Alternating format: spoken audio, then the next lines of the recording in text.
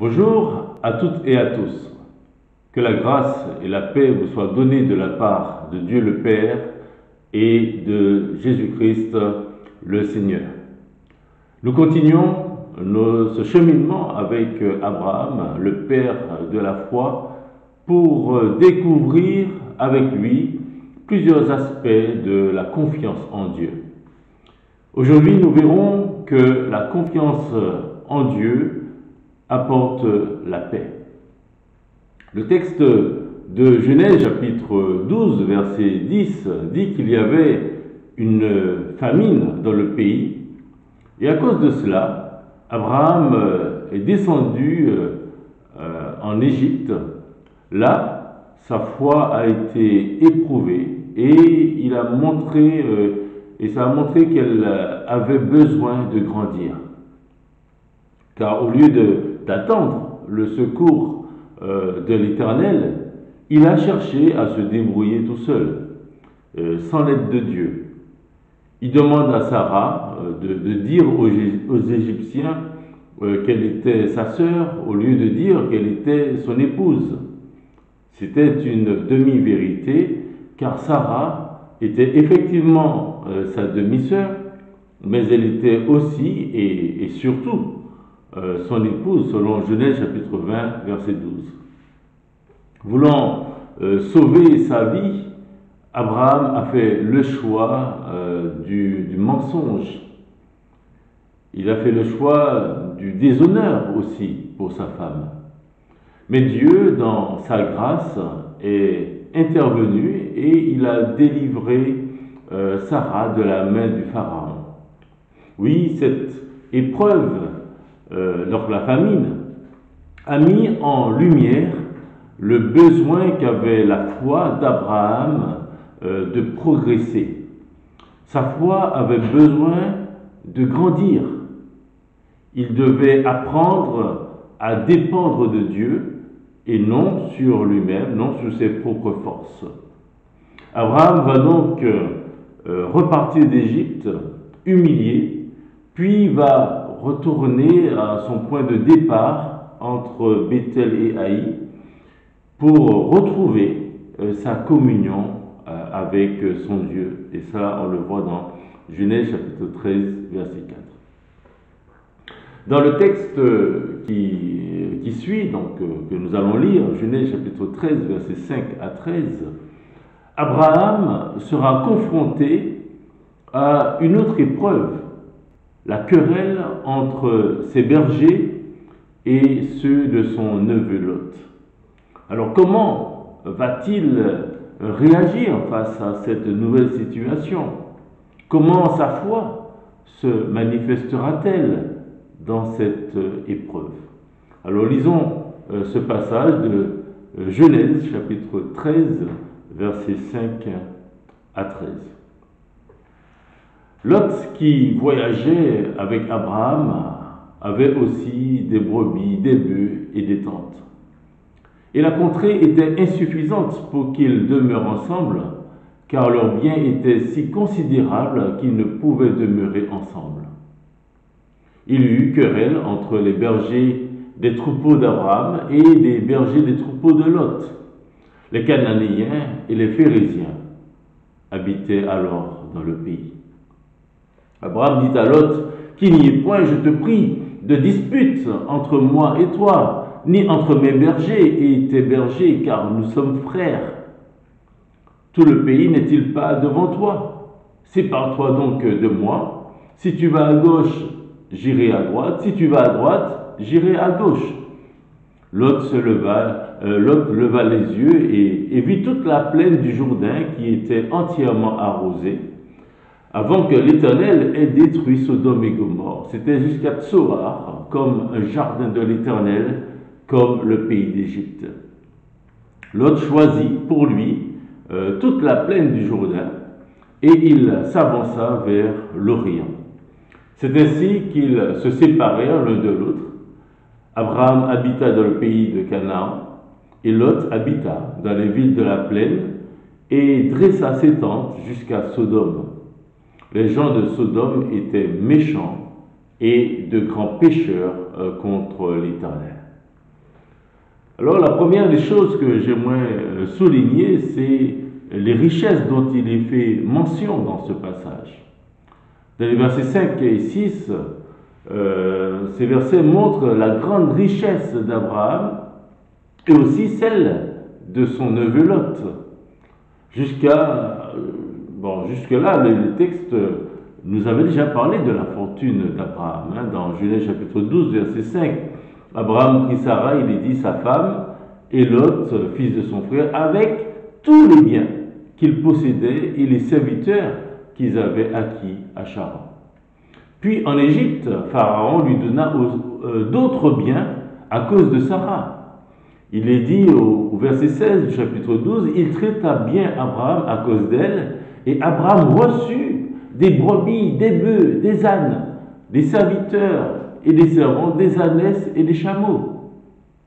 Abraham est chassé d'Égypte avec tout ce qui lui appartenait, ce qu'il avait déjà comme bien, et ce qu'on lui a donné en Égypte. Et au verset 2 du chapitre 13, il est dit qu'Abraham était très riche en troupeaux, en argent et en or. Abraham était extrêmement riche, mais pas seulement lui, son neveu également. Au verset 5, nous lisons que Lot, qui voyageait avec Abraham, avait aussi des brebis, des bœufs et des tentes.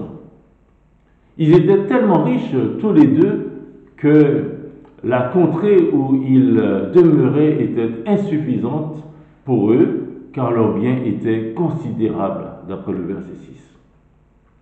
La foi d'Abraham est de nouveau mise à l'épreuve. Alors va-t-il chercher son propre intérêt comme il l'avait fait précédemment? Ou est-ce qu'il va compter sur la grâce de Dieu? Alors, voyons dans un premier temps que cette foi d'Abraham sera manifeste donc de plusieurs manières. Et j'aimerais dans un premier temps souligner que sa confiance en Dieu le pousse à rechercher la paix avec les autres. Au verset 8, il dit à Lot, qu'il n'y ait point, je te prie, de dispute entre moi et toi, ni entre mes bergers et tes bergers, car nous sommes frères. Il a donc recherché la paix avec les autres, car il savait, comme dit le proverbe, mieux vaut un morceau de pain sec avec la paix qu'une maison pleine de viande avec des querelles, selon Proverbe chapitre 17, verset 1. Abraham a donc recherché la paix avec ses compatriotes et avec son neveu pour plusieurs raisons. Déjà, il a lui-même fait la paix avec Dieu. Dans Ésaïe chapitre 27, versets 2 à 4, Dieu dit qu'il est le gardien de sa vigne, qu'il l'arrose à chaque instant, la garde nuit et jour, de peur qu'on ne l'attaque. Et il est prêt à combattre les ronces, les épines qui veulent attaquer sa vigne. Lorsqu'il parle de sa vigne, il parle de son peuple. Et il ajoute une condition. Il dit, à moins qu'on ne me prenne pour refuge, qu'on ne fasse la paix avec moi, qu'on ne fasse la paix avec moi. Abraham a fait la paix avec Dieu, car il savait qu'il était ennemi de Dieu, car il était, avant que Dieu l'appelle, il était un idolâtre qui adorait d'autres dieux, selon Josué chapitre 24, verset 2. Il a donc trouvé la paix avec Dieu. Il a aussi trouvé la paix pour sa vie et pour son lendemain. Cette paix, il l'a trouvée lorsqu'il s'est confié en Dieu. En mettant sa confiance en Dieu, il était assuré que celui qui lui avait demandé de partir de son pays, de sa patrie, qui lui avait aussi fait des promesses de faire de lui une grande nation, de le bénir, etc. Alors celui-ci, il avait cette confiance et il avait cette paix que celui-ci allait prendre soin de lui. Dieu était devenu donc son rocher. Dieu était son sûr asile, son abri protecteur. Et comme il est dit dans Ésaïe chapitre 26, versets 3 à 4, il dit « À celui qui est ferme dans ses sentiments, tu assures la paix, parce qu'il se confie en toi. Confiez-vous en l'Éternel à perpétuité, car l'Éternel est le rocher des siècles. » Il a trouvé la paix pour sa vie et pour son lendemain, mais aussi il a voulu maintenir la paix avec son neveu. Abraham dit à Lot, qu'il n'y ait point, je te prie, de dispute entre moi et toi, ni entre mes bergers et tes bergers. Il dit, car nous sommes frères. Abraham n'a pas laissé sa position dans sa relation avec son neveu. Lui, il est l'oncle, Lot, son neveu. Il n'a pas laissé cette position prendre le dessus, ni son âge aussi. Il avait plus de 75 ans, ni même son orgueil. Il n'a pas voulu que toutes ces choses prennent le dessus dans sa relation avec son neveu. Mais il a considéré Lot comme étant son égal. Il dit, nous sommes frères. Parce qu'il le considère donc comme son frère, il ne tolère pas qu'il y ait la moindre dispute entre eux. Donc le fait de rechercher la paix avec les autres révèle chez Abraham son humilité, mais aussi son amour envers ses compatriotes et particulièrement envers son neveu. Celui qui se confie en Dieu trouve la paix avec Dieu, la paix en lui-même, mais aussi la paix avec son prochain.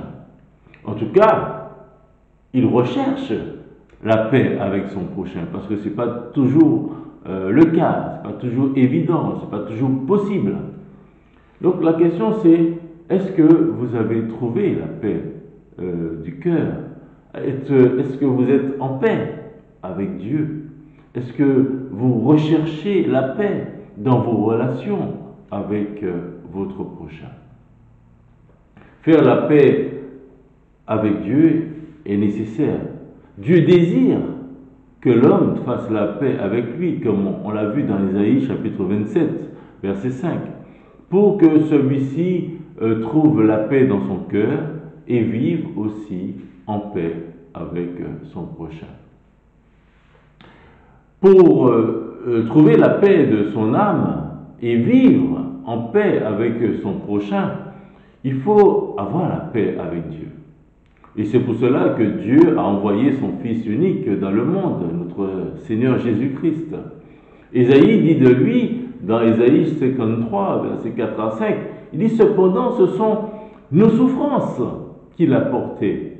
C'est de nos douleurs qu'il s'est chargé. Et nous l'avons considéré comme puni, frappé de Dieu et humilié. Mais il était blessé pour nos péchés, brisé pour nos iniquités. » Et Ésaïe continue, dit, le châtiment qui nous donne la paix est tombé sur lui. Et c'est par ces meurtrissures que nous sommes guéris. En Romains, chapitre 3, l'apôtre Paul affirme que tous ont péché et sont privés de la gloire de Dieu, mais ils sont gratuitement justifiés par sa grâce, par le moyen de la rédemption qui est en Jésus-Christ. Donc c'est en croyant en Jésus qu'on peut avoir le pardon de nos péchés et ainsi trouver la paix avec Dieu, comme le dit Romains chapitre 5 verset 1. Étant donc justifiés par la foi, nous avons la paix avec Dieu par notre Seigneur Jésus-Christ. Ceux et celles qui ont mis leur foi en Jésus ont trouvé la paix avec Dieu et peuvent aussi s'approcher de Dieu avec confiance par la prière notamment. Il est dit cela dans Éphésiens chapitre 3 verset 12. En lui, nous avons par la foi en lui la liberté de nous approcher de Dieu avec confiance. Nous pouvons aussi vivre en paix avec les autres chrétiens, car Jésus a renversé le mur de séparation qu'il y avait entre nous, entre ceux qui étaient, le texte d'Éphésiens chapitre 2, verset 13 à 18, parle des Juifs et des non-Juifs, donc ceux qui n'avaient rien à faire ensemble, le Seigneur les a rapprochés. Et aussi, le chrétien peut rechercher la paix avec tous les hommes, comme il est dit dans Romains chapitre 12, versets 17 et 18. Il dit, ne rendez à personne le mal pour le mal.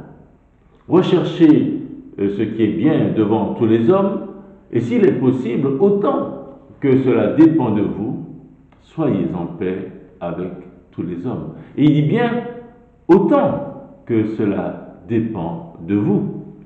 Alors que faire s'il n'est pas possible de vivre dans la paix? Lorsque, malgré tous nos efforts, il n'est pas possible pour nous de vivre dans la paix, alors, parfois, la séparation, qui est une solution ultime, est nécessaire, malheureusement. Et pour Abraham, la solution qu'il propose à son neveu est la séparation. Il lui dit, tout le pays n'est-il pas devant toi? Sépare-toi donc de moi. Si tu vas à gauche, j'irai à droite. Et si tu vas à droite, j'irai à gauche. Donc, pour Abraham, la solution, voulant vivre en paix avec son neveu, pour lui, la solution, c'était qu'il se sépare. L'apôtre Paul dit dans 1 Corinthiens chapitre 7, verset 15, pour ce qui concerne les chrétiens qui sont en couple, qui sont mariés avec des inconvertis, il dit, ce qui concerne le conjoint inconverti, il dit que si le non-croyant se sépare, qu'il se sépare. Le frère ou la sœur ne sont pas liés dans ces cas-là. Dieu nous a appelés à vivre en paix.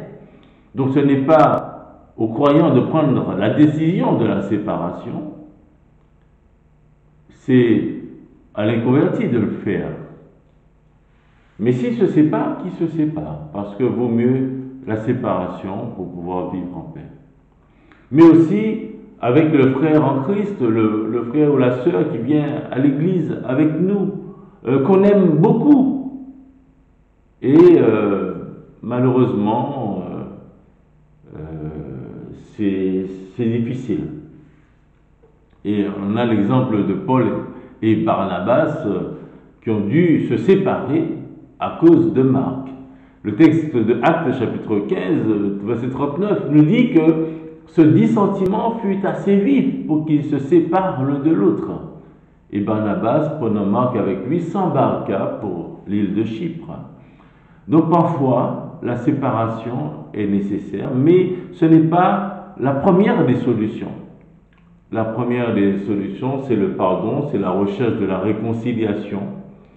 Mais à cause de la dureté de notre cœur, à cause de choses que nous ne maîtrisons pas toujours, la séparation est parfois nécessaire. Il faut rechercher la paix avec tous. Et à plusieurs reprises, les apôtres encourageaient les chrétiens à être en paix entre eux, entre chrétiens, dans 1 Thessaloniciens 5, verset 13, et à rechercher la paix avec eux tous, selon Hébreux chapitre 12, verset 14, et que le fruit de la justice est semé, il est dit, dans la paix par ceux qui recherchent la paix. C'est Jacques qui le dit au chapitre 3, verset 18. Si nous sommes tant encouragés à rechercher la paix, c'est parce que les apôtres savaient que notre cœur, qui peut être si dur, ne cherche que ses propres intérêts, malheureusement. Mais ce n'est pas comme cela que Dieu veut que nous vivions, lui, le Dieu de paix. Celui ou celle qui a mis sa confiance en Dieu et qui se laisse conduire par l'Esprit de Dieu recherche la paix, car il sait qu'il sert celui qui s'appelle admirable, conseiller, Dieu puissant, Père éternel et prince de la paix. Voilà, nous servons le prince de la paix. Et à cause de cela, le chrétien doit tout faire pour conserver l'unité de l'esprit par le lien de la paix, selon Éphésiens chapitre 4, les versets 1 à 6. Si nous voulons vivre en paix avec notre prochain, confions-nous dans le Dieu de paix et laissons-nous conduire par son esprit pour que la paix, qui est une caractéristique du fruit de l'esprit, selon Galates chapitre 5, verset 22, il dit, mais le fruit de l'esprit, c'est l'amour, la joie, la paix, la patience, la bonté, la bienveillance, la foi, la douceur, la maîtrise de soi. Oui, donc ce fruit de l'esprit, qui est la paix, soit manifeste en nous. Ainsi, animés par la sagesse d'en haut, nous pourrons pratiquer les bonnes œuvres que Dieu a préparées pour nous avec la douceur de la sagesse. Donc en se confiant en Dieu, Abraham a trouvé la paix de son cœur et il fut réconcilié avec son Créateur. Et parce qu'il a trouvé la paix avec Dieu, il a recherché la paix avec les hommes qui étaient autour de lui. Il a refusé de céder à l'affrontement, aux disputes, aux querelles, parce qu'il dit à Lot, nous sommes frères. Quelle leçon pour nous, chers amis. N'oublions pas que nous sommes maintenant des enfants de Dieu, pour ceux qui ont mis leur confiance en Jésus-Christ. Nous appelons Dieu notre Père, donc nous sommes des frères et des sœurs en Christ. Et chers amis, si dans votre cœur, vous savez que vous n'avez pas encore trouvé la paix avec Dieu, vous n'avez pas trouvé la paix du cœur, vous vous sentez tourmenté pour des raisons X ou Y, vous vous disputez, vous vous querellez avec vos proches pour des peccadilles, c'est peut-être le signe que vous n'êtes pas animé de la sagesse d'en haut qui est pure, pacifique, modérée, conciliante, pleine de miséricorde et de bons fruits, nous dit Jacques chapitre 3 verset 17. C'est parce que la paix de Dieu n'a pas encore envahi votre cœur. Alors n'attendez pas. Placez votre confiance en Jésus-Christ qui a été livré, on l'a lu, pour vos offenses et qui est ressuscité pour que vous soyez déclarés justes par Dieu. La confiance en Dieu apporte la paix dans une vie. La paix avec Dieu, paix avec soi-même et paix avec son prochain. Et comme l'a fait Abraham, et nous exhorte aussi l'apôtre Paul, ainsi donc, recherchons ce qui contribue à la paix et à l'édification mutuelle. Romains chapitre 14, verset 19. Le Seigneur Jésus a dit à ses disciples aussi, « Je vous laisse la paix, je vous donne ma paix. Je ne vous donne pas comme le monde donne, que votre cœur ne se trouble point et ne s'alarme point. » Alors, que la paix soit avec vous et que la paix soit avec tous ceux qui êtes en Jésus-Christ. Que vous puissiez trouver la paix avec Dieu et que vous viviez en paix. Que Dieu vous bénisse.